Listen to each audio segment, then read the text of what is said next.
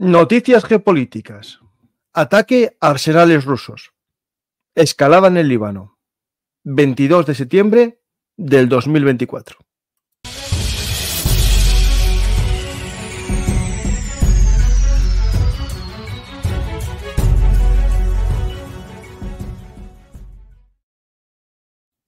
Hola a todos, bienvenidos a Bellum Artis, actualidad militar y geopolítica. Vamos a intentar conocer lo que está sucediendo en este convulso mundo.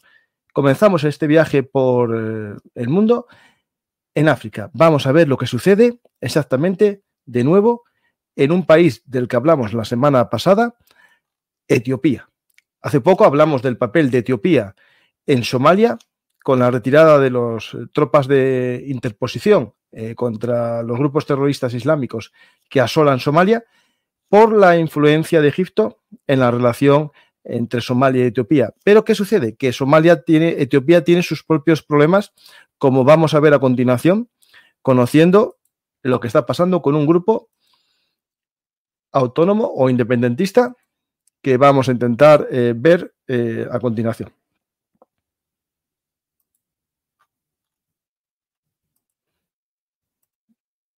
Perdonad que esto de compartir pantalla a veces se complica.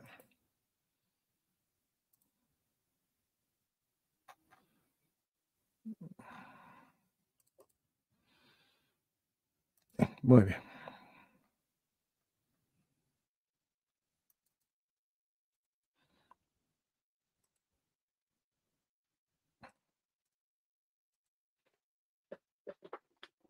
Vamos a hablar de la milicia Fano. Una milicia que tiene un origen étnico de los Amhara, una región importante que casi representa la mitad, ¿no?, del territorio de Etiopía. Esta milicia y el grupo Fano ha estado involucrado en conflictos continuos dentro de Etiopía, especialmente en esta región de Amhara. Históricamente, Fano surgió como un grupo paramilitar durante la guerra de Tigray, 2020-2022, apoyando a las fuerzas federales etíopes y al gobierno regional de Amhara contra el Frente de Liberación del Pueblo de Tigray. Sin embargo, las tensiones entre Fano y el gobierno etíope, en particular con la administración del primer ministro Abiy Ahmed, ha crecido desde el año 2022. En informes recientes sugieren que las milicias Fano han lanzado una gran ofensiva en Gondar, la segunda ciudad más grande de Etiopía, ubicada en la región de Amhara. Esta escalada marca una intensificación de las actividades del grupo, que ha ido dirigiéndose contra el gobierno central, especialmente después de las iniciativas del primer ministro Abiy Ahmed para desarmar a las milicias regionales, como parte de sus esfuerzos para fortalecer la unidad nacional. Hay unas imágenes que tengo en mi canal de Twitter que voy a intentar poneros, aunque ya sabéis que esta plataforma tiene cierto problema con todo lo que sea un poco de violencia, pero por desgracia la historia y la actualidad es violenta. Vamos a poner un vídeo de esta toma de la ciudad por parte de estos grupos autónomos o independentistas.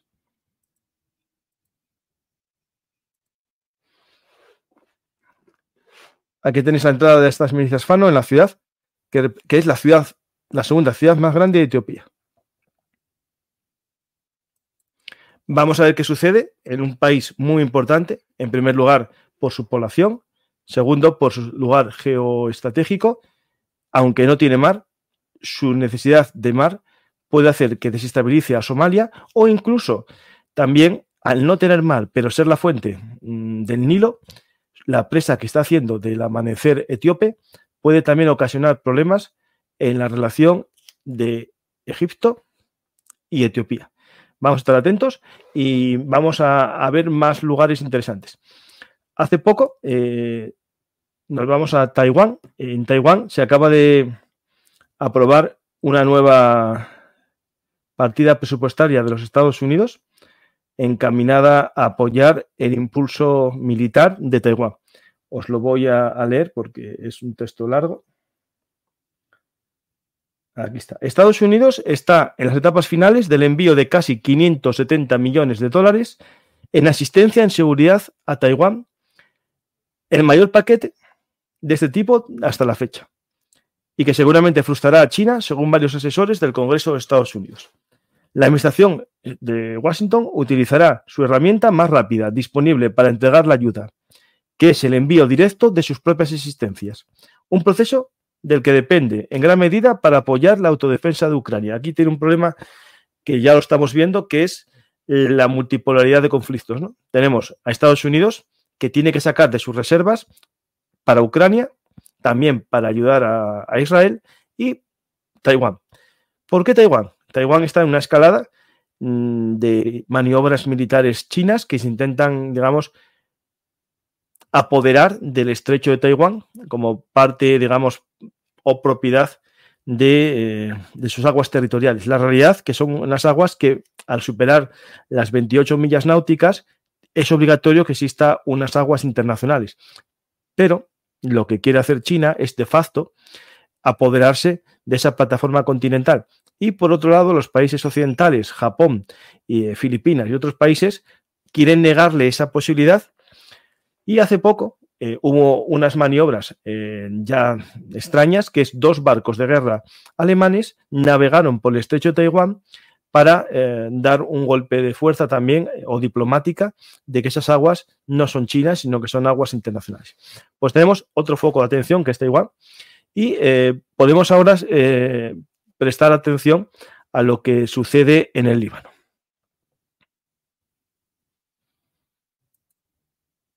La crisis en Oriente Medio, ya sabéis que tras la crisis o el comienzo del estallido de los Vipers, los walkie-talkies y otros equipos electrónicos, numerosos heridos demuestran el poder de los servicios de inteligencia israelíes para golpear a sus enemigos en la retaguardia. Sabéis que fueron más de 3.000 heridos entre los distintos dispositivos que fueron estallando. De gravedad se calcula unos 500, gran parte de ellos con amputaciones, ceguera e incluso muchos de ellos al llevar el dispositivo electrónico en el bolsillo del pantalón sufrieron amputación de sus partes íntimas.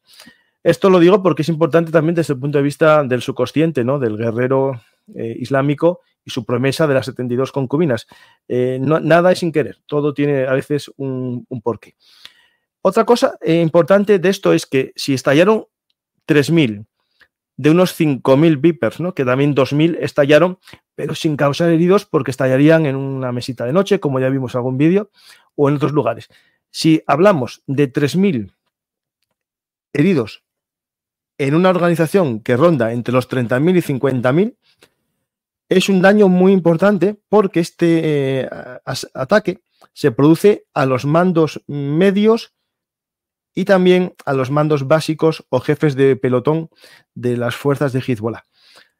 Si hacemos un cálculo de 50.000 soldados a la máxima y calculamos 5.000 Viper que estaban trucados, hablamos de que 1 de cada 10 miembros de Hezbollah fueron afectados por el corte de las comunicaciones.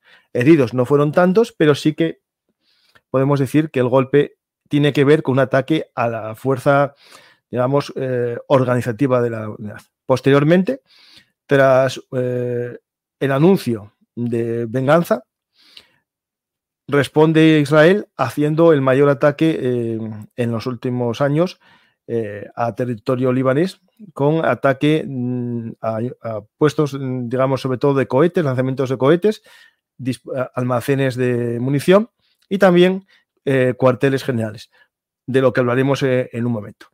Vamos a ver más noticias que tienen que ver con Irán y lo que ha sucedido.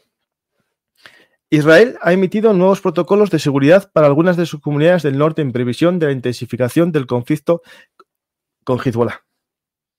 El contraalmirante Daniel Hagari anuncia las nuevas medidas para los residentes desde el 21 de septiembre en respuesta a los indicios de que Hezbollah se está preparando para lanzar ataques con cohetes.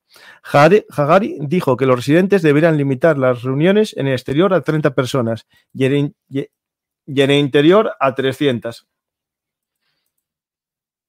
Las actividades educativas y laborales deberían realizarse cerca de áreas protegidas. También un corresponsal militar israelí informa que las fuerzas de defensa de Israel explotaron una oportunidad operativa al llevar a cabo su ataque aéreo que mató a 12 comandantes de Razwan. Ahora vamos a hablar justamente de esa noticia que me parece muy importante. Sabéis que Razwan es la unidad operativa o de fuerzas especiales de Hezbollah. Es la unidad más combativa, la que mejor entrenada estaba, la que estaba dotada de mejores armas, mejor equipación, y fue el objetivo de un ataque en pleno Beirut, donde murieron, según las fuentes, las fuentes israelíes, además de jefes, 15 terroristas. Vamos a leer un poco el resumen de la noticia de prensa de las Fuerzas de Defensa de Israel. Eliminaron a los altos mandos de las fuerzas Razwan. Anoche, viernes, un ataque preciso a aviones de las Fuerzas Aéreas de Israel, guiados por la Dirección de Inteligencia, apuntaron y eliminaron a Ibrahim Akil, jefe de operaciones y comandante de las fuerzas Razwan. Este Ibrahim Akil, acordaros que Akil, ya hablamos de él en otros programas, es uno de los hombres más buscados por Estados Unidos y también uno de los responsables del ataque a la embajada estadounidense en 1983. Seguimos con la noticia y entre los terroristas eliminados se encontraba Abu Hassan Samir, jefe de la unidad de entrenamiento de la fuerza Razwan, que vamos a sacar aquí un poco el organigrama porque yo creo que es importante tener esto para haceros una idea.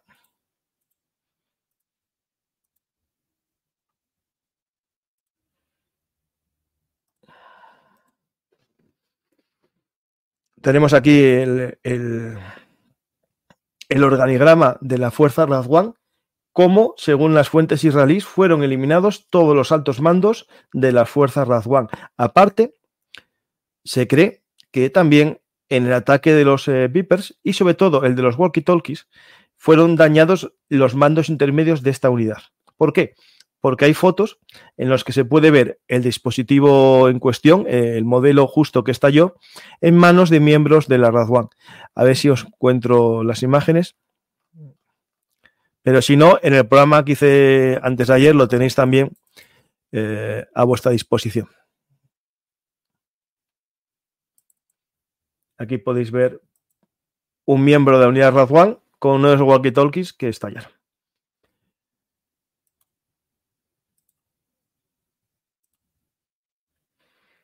Aparte, estos fallecidos son los responsables de del plan de ataque Conquista de Galilea, del que ya os hablé una vez en profundidad. Es un plan que tenía Hezbollah muy similar a lo que haría Hamas, es decir, un ataque rompiendo las vallas, saltando por encima de la valla o con túneles subterráneos para hacer un ataque, conseguir rehenes y volver a territorio libanés. Aquí tenemos los comandantes de la unidad de ataque de Razwan, que fueron, digamos, eliminados en el ataque a Beirut el jueves. Es Samer Abdul Halim Halawi, comandante de la zona costera, Abbas Sami Maslani, comandante de la zona de Caná, Abdallah Abbas Hahashi, comandante de la zona de secreta, de la cresta de Ramin, Mohamed Ahmed Reda, comandante de la zona de Al-Hiam, Hassan Hussein Mahdi, comandante de la zona de Monte Dov. Además, se eliminó altos cargos de esta organización y del cuartel general de las fuerzas Razwan. Por ejemplo, a Hassan Youssef Abbas al-Sattar, responsable de las operaciones de Razwan, Hussein Ahmad Dahlah, jefe del Estado Mayor de las fuerzas Razwan. Y también, si queréis, podemos ver también otros daños a la estructura militar de Hezbollah, en la que, si os fijáis, aparte del jefe de toda la organización, el comandante supremo, que es Hassan Nasrallah, como secretario general de Hezbollah, de los mandos militares solo queda Ali Haraki, que se va a hacer el Harakiri, comandante del Frente Sur, y Abu Ali Rida, comandante de la unidad Badr. Podéis ver que los jefes de las demás unidades principales fueron eliminados en los últimos días por Israel. Tenemos estos ataques de precisión junto con ataques ya no tan de precisión que se están realizando a lo largo y ancho de la zona sur del Líbano y también de las zonas de mayoría chiita. Vamos a seguir un poco con el resumen de lo que sucede en la zona de Oriente Medio,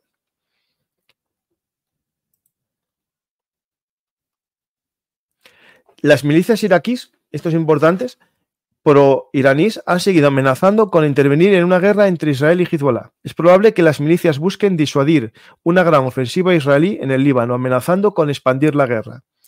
Estas milicias podrán cumplir con estas amenazas en caso de que se intensifique el conflicto. Según Kataif Sakrak al-Quds, antes conocida como Ashab al-Kaf, anunció el 20 de septiembre que está dispuesta a enviar cientos o incluso miles de militantes al Líbano para apoyar a Hezbollah contra Israel. Esta milicia, Kataif Sakrak al-Quds, también amenaza con atacar el Instituto de Investigación Biológica al sur de Tel Aviv.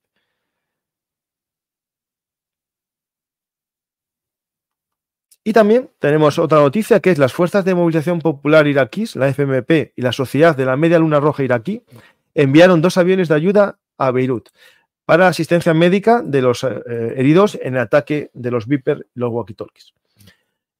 Esto quiero que lo veáis como una especie de definición del eje de la resistencia capitaneado por Irán, que tiene milicias proxy en Irak, como os contamos en varios programas sobre la red de las milicias proxy de Al-Quds. Pues estar atentos a lo que sucede. Puede haber también una intervención militar terrestre. Lo digo porque cada vez es más visible el movimiento de tropas israelíes hacia la zona norte. Aquí podéis ver un movimiento de una unidad de Merkabas, una pequeña sección. Y esto es más constante cada vez más. Según algunos expertos, para que haya una movilización completa de los operativos hará falta una semana. Y durante esa semana lo que va a suceder, si nos encontramos ante una ofensiva terrestre, es que va a implementarse aún más la fase de bombardeos aéreos a objetivos de Hezbollah. Mientras tanto, Hamas en el sur, según los últimos reportes, parece que está controlado lo que es los batallones militares de Hamas y los ataques son cada vez menos constantes y por lo tanto Israel parece que puede enviar unidades desde el sur a la zona norte. Vamos a ver qué sucede. Por desgracia, el Líbano sigue siendo un estado, podemos decir, casi fallido, controlado por Hezbollah, y vamos a ver qué sucede en caso de invasión. Es interesante ver que hay vídeos en Siria de la minoría drusa festejando los ataques de Israel a Hezbollah. No podemos entender el Líbano como un estado de Hezbollah, sino que está controlado por Hezbollah. La población cristiana menonita que existe todavía en el país y los sunís no son tampoco todos muy simpatizantes de los hechos o los actos que hace Hezbollah. Vamos a ver cómo evoluciona eso y cómo también Israel puede jugar o no unas ciertas bazas de divide et imperas, ¿no? Vamos a seguir resumiendo lo que sucede en este convulso mundo y nos vamos a dar un salto a la guerra de Ucrania. Nos vamos a intentar resumiros qué está sucediendo. Lo primero de todo, vamos a algo que tiene que ver con lo que mueve las guerras, que por desgracia sigue siendo el dinero. Y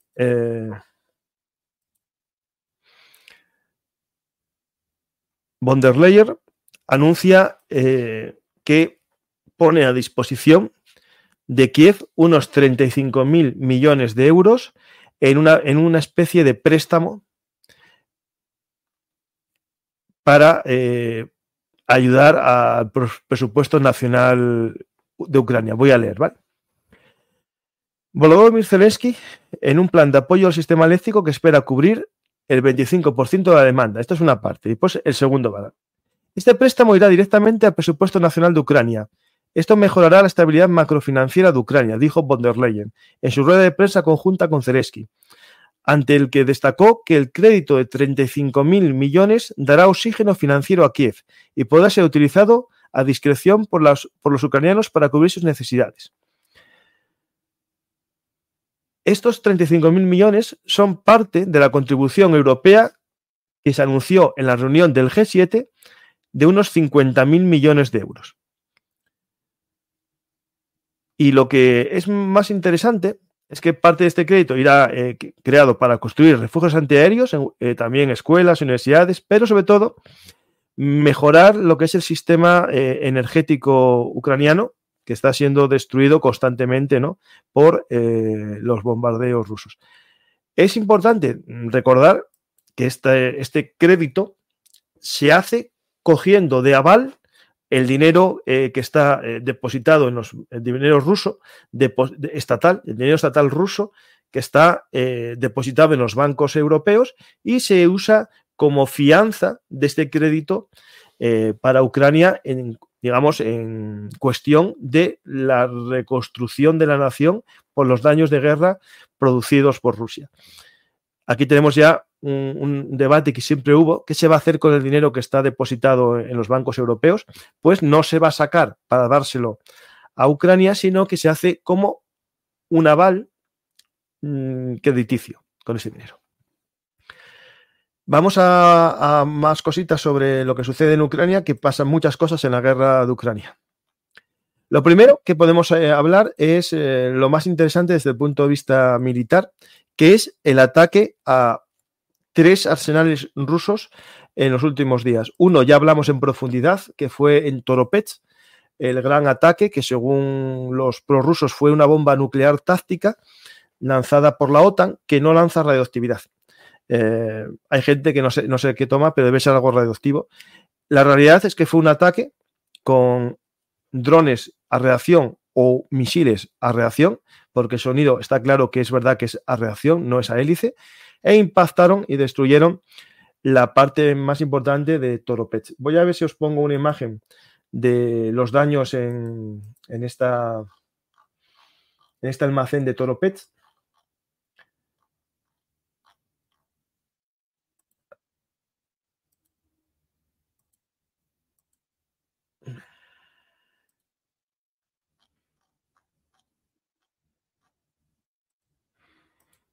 Aquí podéis observar que los destruidos, según las vistas aéreas, son los que están en rojo, y podéis ver en esta zona que parece de munición de artillería está todo destruido.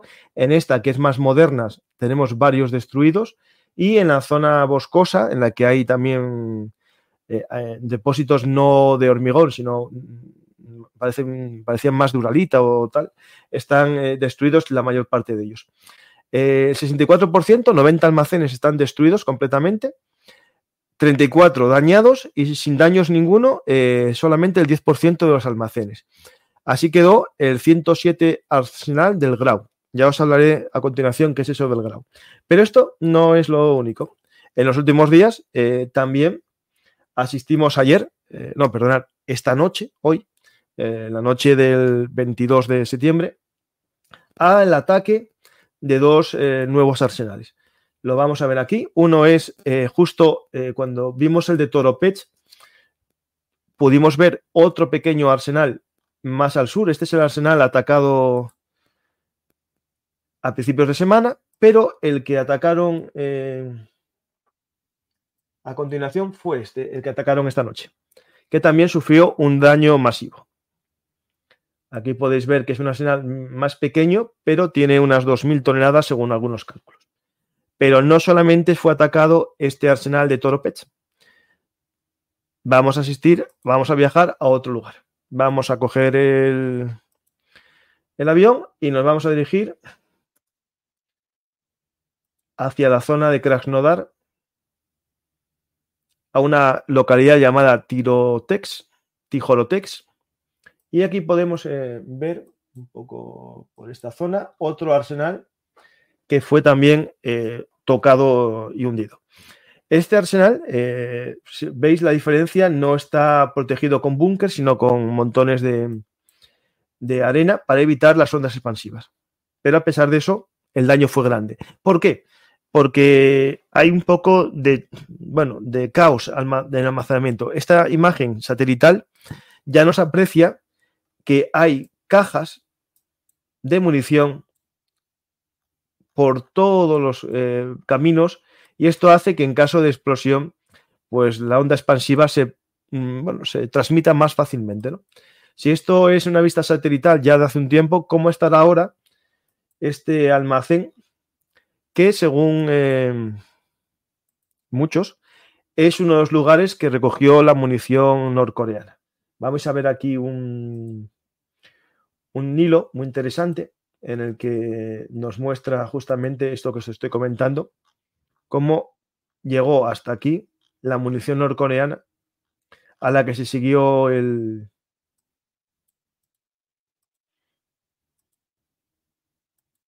flujo en febrero del 2024. Tenéis aquí un poco este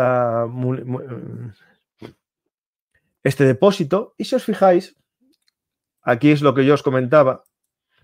Si en aquel momento en la foto satelital ya se veía un poco de desorden, ahora cuando veamos esta imagen que os voy a poner aquí, podéis ver que aparte de los almacenes que ya existían, se fueron añadiendo pequeños depósitos secundarios con solamente la protección de una montañita de arena en forma de U. Esto es lo que ocasiona que ante una gran explosión no sirva para nada. ¿Por qué almacenan todo esto aquí a la manera que se ve?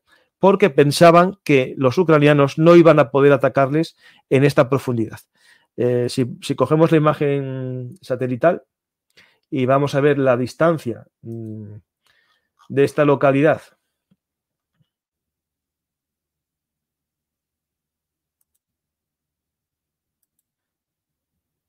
con Ucrania, aquí con esta zona, está a 500 kilómetros. Lo podéis ver ahora en el mapa. Está a unos 500 kilómetros y los rusos pensaron en febrero, cuando empezaron a almacenar ahí la munición rusa, que esto no iba a ser alcanzado. Y es alcanzado. ¿Con qué armas? ¿Drones ucranianos? ¿Armas occidentales? Bueno, lo iremos viendo. Por ahora todos pensamos que hasta hace poco eran drones ucranianos, ya fuesen los nuevos Palaniuska, que son a reacción, o los drones que ya vimos muchos de ellos atacando refinerías. Por cierto, hoy también se atacó otra refinería.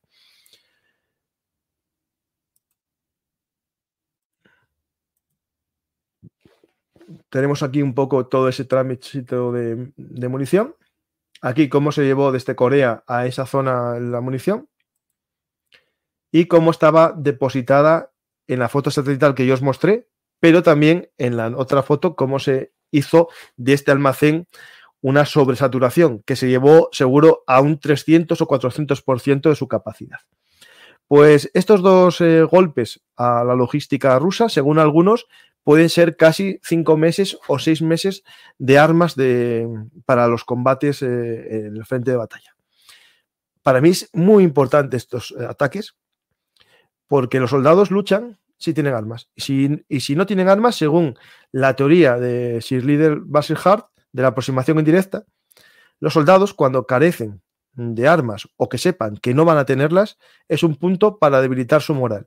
Y eso puede hacer que en algunos momentos, dentro de unos meses, las unidades rusas comiencen a sufrir una carestía de armas básicas como puede ser la artillería. Vamos a verlo. Es cierto que Rusia tiene capacidad para fabricar más, pero tampoco vamos a decir que les sobre munición para andar desperdigando. Os voy a hablar de una unidad que es, os pongo ahora su emblema.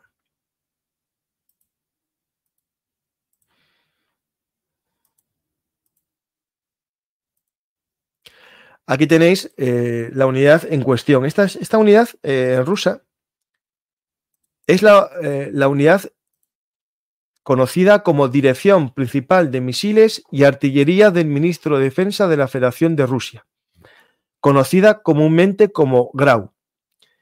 Es un departamento del Ministerio de Defensa subordinado al jefe de armamento y municiones de la fuerza.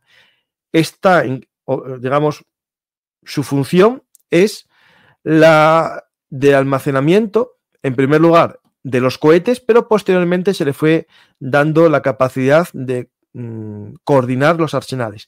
Básicamente, esta unidad de la GRAU tiene los siguientes acuartelamientos. El 53 almacén en Tresinsk, el 55 en el microrrayón Sklak 40 en Rsev, el 60 en Kaluga, el 63 en Lipetsk, el 75 en Serpugov, al sur de Moscú, y el 97 en Sokolin. Otros arsenales posiblemente en desuso, el distrito militar de Toropets, que es el que hablábamos, el 107, el 5 en Alatir, el 80 arsenal en Gagarsky y el 103 arsenal en Saransk. Y lo interesante es que estos almacenes especifican toda su munición en una serie de productos. Enumeran con el 1 los que son equipos de radio, 2 sistemas de artillería, 3 misiles de crucero, 4 misiles navales, 5 equipos de defensa aérea, 6 armas de fuego, 7 municiones de arma de fuego y después 8 misiles y cohetes de ejército. Y hay un 7 que es una especie de baúl desastre. ¿Y cómo funciona esto? Por ejemplo, vamos a ver, es que sigue hasta el ítem 17, ¿vale? Por ejemplo, vamos a ver el 71KH6, que es el satélite de alerta temprana y las piezas de recambio. Un 7B, si vemos un almacén 7B, es que es munición. El 7B33 es un proyectil perforante incendiario de 7,62 milímetros. El 6KH, cuchillos y bayonetas. Es decir, este Grau es el responsable de todo el sistema de almacenamiento y logística principal del ejército ruso. Después cada unidad tiene sus propios pequeños almacenes, pero este es digamos, el encargado a nivel general. ¿Qué sucede? Que ya hace un tiempo, hay un artículo muy interesante en esta página web que os voy a poner en pantalla, que es cuántos arsenales de Rusia están, digamos, o pueden ser alcanzados por Ucrania. Veis aquí el mapa y tenemos unos de ellos. Por ejemplo, el 23 arsenal de Toropets, seguro que ya os suena, este está al alcance. El 13 arsenal, que está a 680 kilómetros. El 51 arsenal, que está en el centro de Moscú, cerca de Moscú, a 530. El 73 arsenal, que está a 650 de la frontera. El 67 arsenal, que está más cerquita, 114. El 68 arsenal, que está a 700 kilómetros. Y estos son, digamos, los del Grau y que tienen capacidades muy altas de almacenaje, ¿vale? Lo interesante que no son los únicos. Como ya os mostré en otros programas, hay muchos más pequeñitos que van a ser atacados, como el que vimos hoy en la zona de Krasnodar. Más cositas. Vamos a más noticias.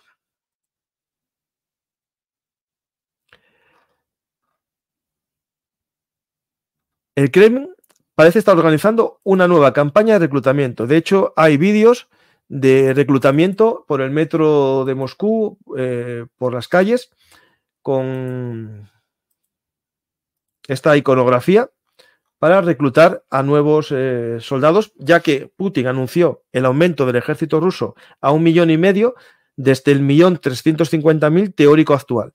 Digo teórico porque una cosa es el total de fuerzas en combate o fuerzas militares, que sería este 1,5 millones, pero después hay también fuerzas o funcionarios del Ministerio de Defensa que no son militares, ¿vale? Este 1,5 millones que Putin anuncia, hace falta reclutar 150.000, pero eso es un poco falso, porque los 150.000 es desde un teórico de 1.350.000. La realidad es que no va a haber tantos soldados disponibles actualmente con las bajas que tiene el ejército ruso. Por lo tanto, tiene que reclutar mucho más. ¿Qué pasa? Que no quiere hacer un llamamiento obligatorio a filas porque eso llevaría un impacto en las grandes capitales del país. La población no quiere servir como conscriptos, sí, como contrasti. Hay siempre gente dispuesta a tener un buen sueldo, aunque lo cobre poco tiempo, ¿no? Es verdad que también se está acabando esa gente. Pues tenemos este tema de los reclutamientos que os voy a contar. El presidente ruso Vladimir Putin firmó el decreto que os conté el 20 de septiembre, formando una comisión interdepartamental bajo el Consejo de Seguridad ruso para dotar de más personal a las Fuerzas Armadas, con miembros del servicio militar contratado, Contracti. La comisión coordinará la actividad de los organismos y organizaciones gubernamentales federales, regionales y municipales. Y todo para intentar conocer o ver nuevas propuestas de incentivos materiales y apoyo social para los nuevos Kontrasti y sus familias. El vicepresidente del Consejo de Seguridad ruso, Dmitry Medvedev, presidirá la comisión y el ministro de Defensa ruso, Andrei Belousov, será el vicepresidente de la comisión. Las autoridades rusas han señalado previamente su intención de centralizar los esfuerzos de reclutamiento de voluntarios abriendo un centro de consultoría de servicio militar en la ciudad de Moscú, posicionando a Moscú como el centro del esfuerzo de reclutamiento federal. Esto tiene que ver con que en el anterior modelo lo que se hacía era fomentar reclutamiento por regiones. Cada región tenía una cuota y tenía que intentar cubrirla. Ahora lo que se va a hacer es centralizar reclutamientos, aunque sean asimétricos, todo desde Moscú, desde esa nueva comisión. Los funcionarios rusos afirmaron en agosto y en septiembre de 24 que la incursión ucraniana en el Oblast de Kursk impulsó a más personas a expresar interés en convertirse en voluntarios. Pero la decisión de Putin de centralizar los esfuerzos de reclutamiento de voluntarios de Rusia indica que Putin evalúa que Rusia no está reclutando un número suficiente de voluntarios. Putin firmó notablemente el decreto en vísperas del segundo aniversario de la movilización parcial del otoño del 22. Y bueno, aquí habla un poco el ISW del hecho que os acabo de comentar yo, que tradicionalmente eran las regiones las que reclutaban y ahora se centraliza todo en Moscú. También hay disensiones internas entre los veteranos del Donbass y exactamente hay una noticia que es que se encarcela o se detiene en Rusia a un comandante de una unidad del Donbass. Según se informa, las autoridades rusas arrestan a Vladimir Veli Novikov, comandante de un destacamento de asalto de la 110 Brigada de Fusileros Motorizados. Según esto, hay varias razones posibles detrás de la detención. Una sugiere que Novikov intentó impedir que los chechenos suministraran drogas al ejército. Otro afirma que su desarrollo no autorizado de un sistema antidrones condujo a la acción. Y la tercera apunta a las muertes de operadores de drones rusos durante un asalto al frente de Pokrovsk como una posible causa. Según hay un tema también que es una actriz rusa, Yana Poplaskaya, y numerosos blogueros militares rusos, incluidos partidarios de Girkin y el medio neonacionalista ruso Sasgard, informan que el 13 de septiembre de que las autoridades rusas habían detenido a un comandante del destacamento de asalto de la 110 Brigada de Fusileros, Vladimir Novikov. Poploskaya publicó un llamamiento pidiendo al ministro de Defensa ruso, Andrei Belousov, que devolviera a Novikov al frente, señalando que Novikov había desempeñado un papel clave en la toma rusa de Avdiivka y Krasnohorivka. Tiene 3 órdenes estatales de coraje y ha recibido muchas cartas de sus subordinados exigiendo su liberación.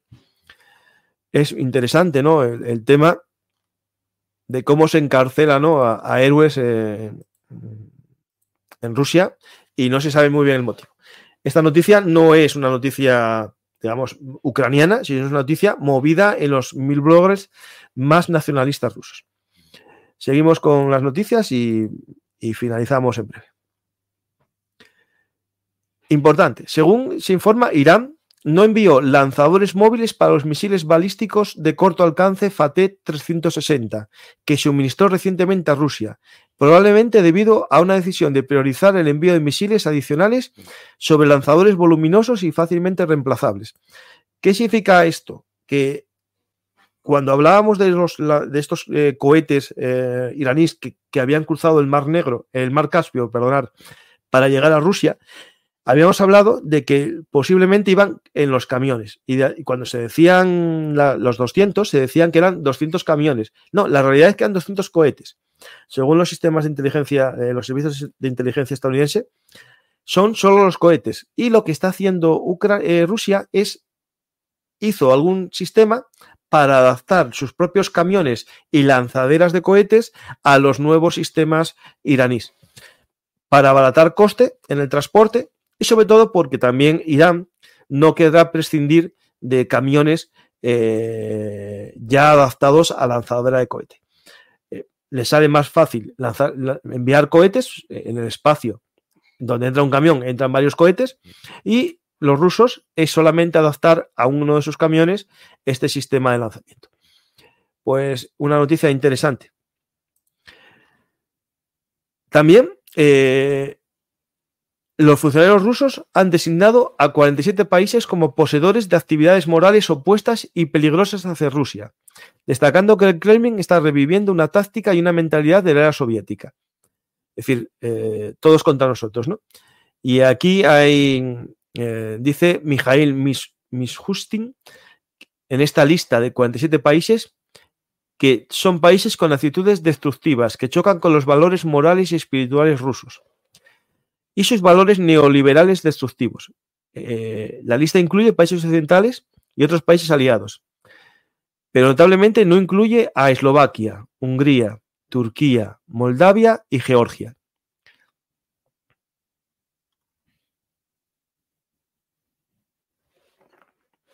Y por otro lado, una noticia importante es que los análisis de los blogueros militares rusos es que, según ellos, siguen sugiriendo que el Kremlin percibe el compromiso occidental con Ucrania como débil. Según Mikhail Sinchuk, concedió una entrevista en la agencia de noticias estatal bielorrusa Belta y dice lo siguiente. Sinchuk afirma que el objetivo principal de Occidente en la guerra de Ucrania no es lograr una derrota militar estratégica de Rusia, sino más bien asegurar ganancias y ventajas políticas a nivel nacional. Señaló que si Occidente realmente tuviera como objetivo derrotar a Rusia, habría proporcionado a Ucrania más armas y medios de combate junto con una mayor participación de la OTAN. Sinchuk argumentó que las acciones de Occidente no han desafiado significativamente a Rusia y sugirió que el apoyo lento y limitado de Occidente le ha dado a Rusia tiempo suficiente para fortalecer sus defensas y aumentar sus fuerzas. Todo esto que os está comentando, seguro que a más de uno de los seguidores habituales de Bellum Artis le suena a las reflexiones de José María. Realmente no se quiere destruir la capacidad rusa, sino solamente debilitarla durante mucho tiempo, pero no ponerla al borde del abismo. Es lo que más o menos Sinchuk está diciendo aquí. De hecho, fue tan lenta la reacción o tan pequeña que permitió a Rusia rearmarse. Imaginaros en el año 2022 y más en el 22, con la maniobra en Gerson y en Kharkiv, si hubiesen tenido más capacidad los ucranianos. Si en el invierno 23-24 a Ucrania se le hubiese dotado de armas en vez de haber paralizado la entrega occidental tanto en Europa como en Estados Unidos, seguro que no estaríamos en la situación actual. Pues espero que os haya gustado este programa, estas noticias geopolíticas y estratégicas, y nada más, os dejo hasta otro día y espero que os haya gustado el programa. Dar a me gusta, dejar un comentario, compartir. Hasta luego.